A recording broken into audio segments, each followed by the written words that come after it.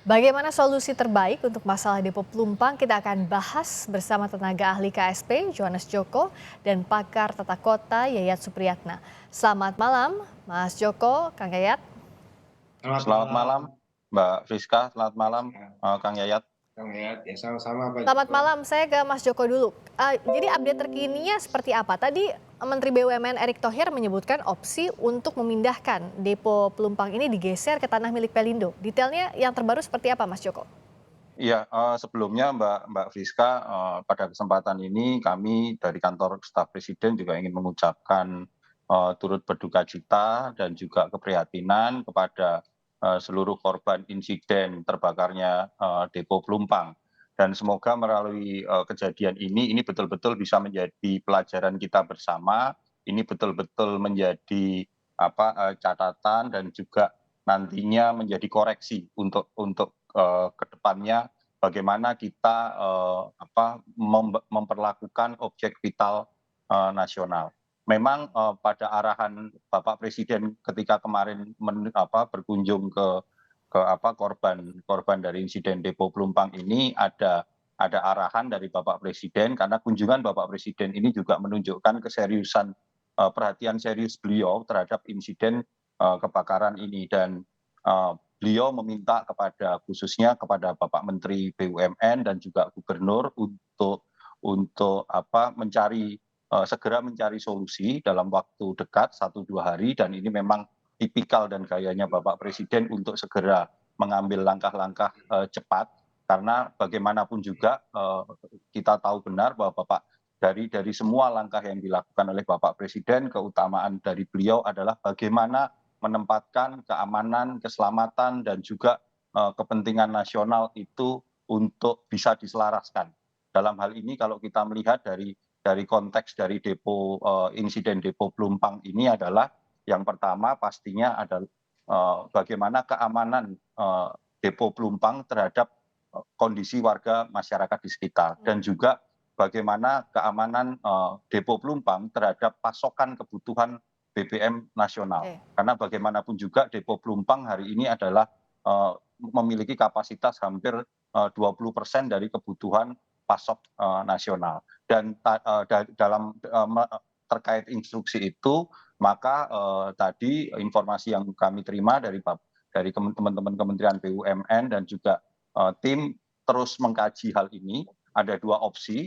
Opsi pertama adalah kemungkinan untuk menggeser depo Pelumpangnya atau opsi yang kedua melakukan relokasi terhadap warga di sekitar depo Pelumpang sehingga tercipta buffer zone begitu Mbak.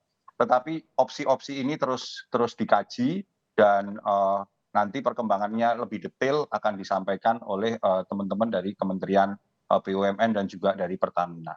Tetapi terutama dalam hal kondisi hari ini yang menjadi fokus kita semua adalah bagaimana penanganan korban itu menjadi yang utama. Karena Pasti. itu harus segera dilakukan karena yang terdampak cukup besar. Terlebih juga bagaimana teman-teman Pertamina tadi kami juga sudah berkomunikasi, mereka sedang terus berupaya untuk mempersiapkan hunian-hunian sementara khususnya untuk 4 prioritas yaitu bayi, lansia, ibu hamil dan juga orang-orang yang sakit. Demikian Mbak. Oke, kalau untuk korban pasti, tapi kan ini jangka pendek, jangka menengah, jangka panjangnya yang dikaji oleh pemerintah lebih detail lagi. Mas Joko, kenapa kami tanyakan ini di awal? Karena tadi Menko Maritim dan Investasi Luhut Binsar Panjaitan juga bilang bahwa semestinya warganya yang dipindahkan, bukan depo yang dipindahkan. Sebenarnya keputusan Kementerian BUMN tadi itu sudah final atau belum? Nanti segera Mbak kami akan konfirmasikan, kami belum mendapat update update terakhirnya, tetapi bahwa segala aspek sekarang ini terus dikaji, karena bagaimanapun juga seperti yang kita ketahui, depo Pelumpang ini ada sejak tahun 1972 dan tentu dalam perencanaan pembangunan depo Pelumpang itu berbagai pertimbangan keamanan HSSE-nya itu health safety security environment-nya itu betul-betul dihitung dalam kurun waktu bukan hanya dalam kurun waktu pendek tetapi jangka panjang dalam kondisi hari ini. Sekali lagi Mbak terkait hal itu mari kita tunggu saja kepastian dari dari pihak terkait dari Pertamina maupun dari Kementerian BUMN terkait status dari depo Pelumpang ini Yang pasti adalah arahan dari Bapak Presiden, kami juga di kantor staf Presiden dari arahan Pak Muldoko diminta untuk terus melakukan monitor agar memastikan arahan Bapak Presiden dalam 1-2 hari ini harus ada keputusan. Demikian, Mbak. Jadi 1-2 hari ini ya sesuai dengan arahan Pak Jokowi harus ada Betul. solusinya ya, realnya seperti apa. Nah kalau Kang Yayat bagaimana melihatnya? Tadi Menteri BUMN bilang bahwa ada opsi untuk depo pelumpang ini dipindahkan ke tanah milik Pelindo. Ini jadi salah satu opsi, di sisi lain apakah buffer zone-nya tetap harus dibuat juga di sekitar pelumpang? Pertama begini, kalau rencana tahun 2009 itu dijalankan saja, selesai masalah. Persoalannya pada waktu itu, ketika semua sudah dimatangkan, sudah disiapkan, ada persoalan sengketa tanah. Hmm. Jadi sengketa tanah itulah menjadi cikal bakal klaim Pertamina atas aset tanah di sekitarnya itu mendapatkan gugatan, bahkan sampai ke pengadilan dengan kasus-kasus lainnya. Nah, pertanyaannya mengapa tidak bisa dieksekusi? Ya. Bagi Pemprov DKI sendiri, kalau mengeksekusi itu tidak bisa dengan dana APBD. Karena bukan ranahnya, asetnya pemerintah daerah.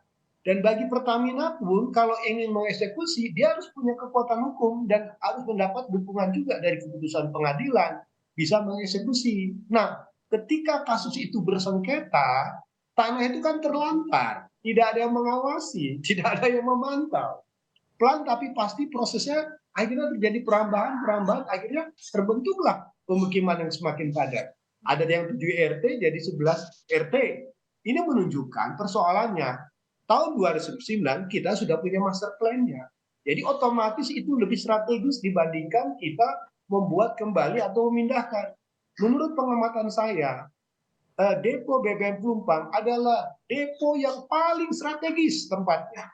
Pertama satu, ya, dia dekat dengan akses jalan tol, sehingga mudah distribusi ke wilayah Jabodetabek. Aksesnya mudah kemana-mana. Yang kedua, investasi dekat dengan pelabuhan laut, sudah tertanam pipa hampir 5 km di dalamnya. Jadi dari sisi tempat, dari sisi alokasi, distribusi lebih mudah. Kalau dipindahkan ke reklamasi atau kawasan lain, kita butuh waktu panjang untuk sampai sana. Dan yang menarik adalah satu, mana yang lebih besar investasinya? Menata merelokasi penduduk atau membangun kilang baru, depo baru. Kalau hitungan membangun depo baru itu lebih tinggi biayanya dibandingkan ini, ya mendingan kita tata kawasan itu dan menjadi role model untuk semua sentra-sentra vital negara. Nanti di Balongan bisa dilakukan seperti itu. Kemudian di tempat di pabrik pupuk di Palembang juga seperti itu, di bandara seperti itu. Jadi dengan demikian, contoh role model ini akan menjadi sebuah cara kita bagaimana menata kawasan tersebut. Kalau dibiarkan seperti ini, akan semakin kumuh, akan semakin tidak tertata lingkungannya dari sisi sanitasi, kebersihan, lingkungan, dan sebagainya. Jadi menurut saya, jangan ragu untuk mengambil keputusan yang terbaik untuk masyarakat, tidak relokasi kata saya ya, tapi revitalisasi. Kalau berbicara tentang aset, banyak aset Pemprov DKI, mari belajar dari kasus apa? Kasus Kampung Pulau yang kebanjiran terus-menerus. Kemudian Pemprov DKI punya aset tanah bekas kantor Sudin Jakarta Timur yang dijadikan rumah susun. Jadi dikeroyok rame-rame dan Kementerian PUPR membangunkan rumah susun yang lebih manusiawi. Warga dipindahkan, sewanya disesuaikan dengan kemampuan. Relatif itu lebih baik, lebih bagus, dan menjadi contoh model. Kalau kita membiarkan seperti ini, akan dirambah semua tanah-tanah yang ada di semua sentra-sentra vital di tengah-tengah wilayah-wilayah lainnya. Jadi kita harus berani mengambil keputusan di dalamnya. Nah, bicara soal mengambil keputusan ini, Mas Joko, sebenarnya hitung-hitungannya itu apa? Untuk mengambil keputusan yang efisien, itu seperti apa dari pemerintah? Apakah tidak semata-mata mana yang biayanya lebih rendah dieksekusi, tapi memperhatikan juga sisi sosiologis juga dari masyarakat, meskipun misalnya yang di situ semestinya bukan tanah yang ditinggali oleh warga?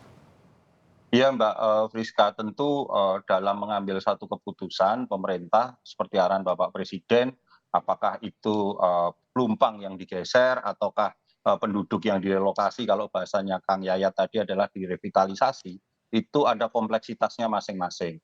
Misalnya kalau kita menilai pelumpang yang harus digeser, tentu ini membutuhkan biaya yang besar sekali, investasi yang besar, tetapi segala hitung-hitungan ada. Kalau kita mau melihat juga apakah misalnya warga yang harus direlokasi atau direvitalisasi, tentu tidak hanya sekedar hitung-hitungan materi begitu. Kalau memang hitung-hitungan materi tentu akan lebih mudah, tetapi ada pertimbangan-pertimbangan sosiologis, ada pertimbangan-pertimbangan sosial ekonomi juga terkait dengan kondisi warga di sekitarnya begitu, Mbak. Karena bagaimanapun kita juga harus mempertimbangkan kondisi warga terkait dengan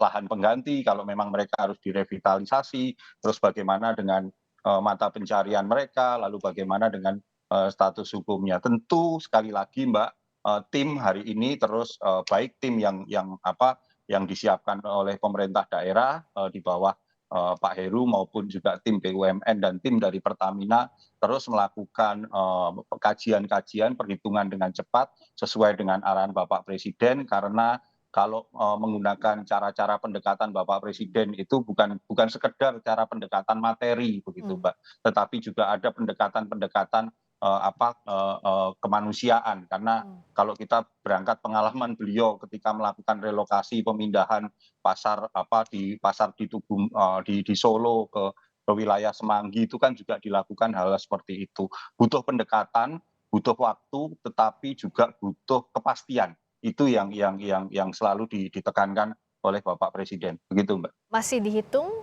tapi yang jelas harus clear ya, seperti tadi yang dicatat oleh Kang Yayat, agar solusi ke depannya jelas dan tidak terulang lagi musibah seperti yang terjadi di Depo Pelumpang kemarin. Terima kasih atas waktunya, tenaga ahli KSP Yohanes Joko. Terima kasih juga Kang Yayat Supriyatna, pakar tata kota, telah bergabung di Sapa Indonesia Malam.